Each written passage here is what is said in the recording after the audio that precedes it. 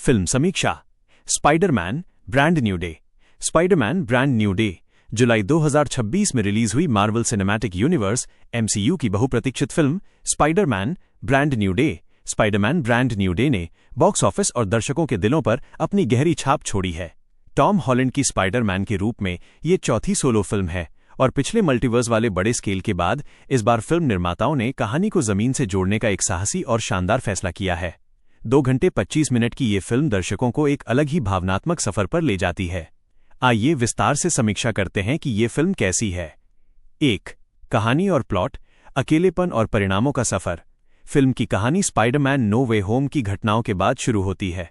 Doctor strange के उस जादुई स्पेल के बाद दुनिया के हर शख्स के जहन से पीटर पार्कर का वजूद मिट चुका है, यहां तक कि उसके सबसे करीबी दोस्तों MJ ज़ेंडाया और नेड जैक बैटलन को भी याद नहीं है कि पीटर कौन है। पीटर अब न्यूयॉर्क शहर के एक छोटे से कमरे में गुमनाम जिंदगी जी रहा है। वो अपनी पहचान छुपाते हुए अपनी गलतियों के बोझ और अकेलेपन के साथ जी रहा है। फिल्म की पटकथा इस बात पर केंद्रित है कि जब आपके पास कोई ऐसा नहीं बचता जिसे आप अपना कह सकें, तब एक सुपर हीरो होने का असली मतलब क्या होता है।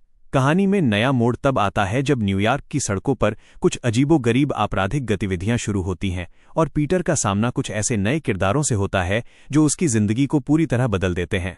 ये सिर्फ विलन को हराने की कहानी नहीं है, बल्कि ये खुद के टूटे हुए वजूद को समेटने की दास्तान है। 2. निर्देशन और सिनेमैटिक विजन। इस फिल्म का निर्देशन डस्टिन डैनियल क्रेटन ने किया है, जिन्होंने इससे पहले शांग-ची का निर्देशन किया था। क्रेटन ने मार्वल की टिपिकल फॉर्मूला फिल्मों से हटकर इस बार ड्रामा और चरित्र के आंतरिक संघर्ष इंटरनल कॉन्फ्लिक्ट पर ज्यादा जोर दिया है। उनका निर्देशन यह साबित करता है कि सुपर हीरो फिल्मों में हमेशा ब्रह्मांड को बचाने का खतरा दिखाना जरूरी नहीं है।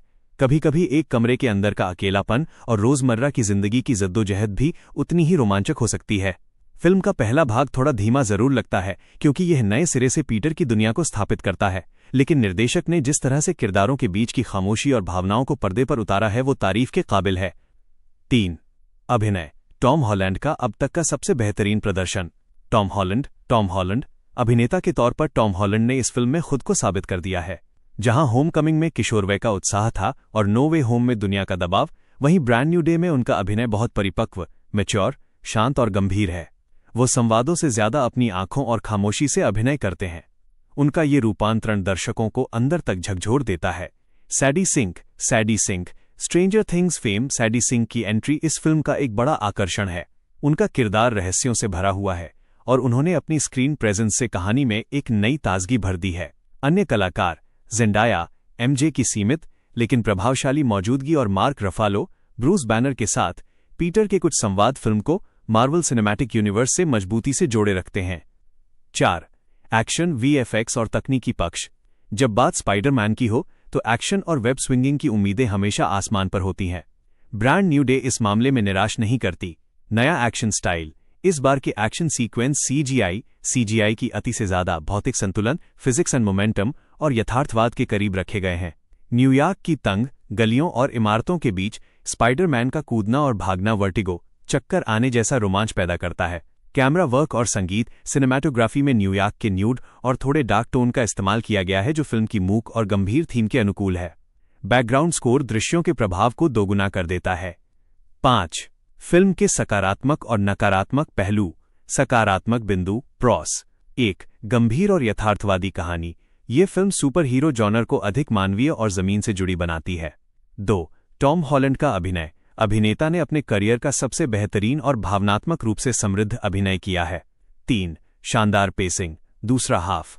फिल्म का दूसरा भाग बेहद तेज, रोमांचक और बांधकर रखने वाला है। 4. ताज़ा कास्टिंग। सैडी सिंह का आना फिल्म को एक नई ऊर्जा देता है। कमजोर पक्ष कॉन्स।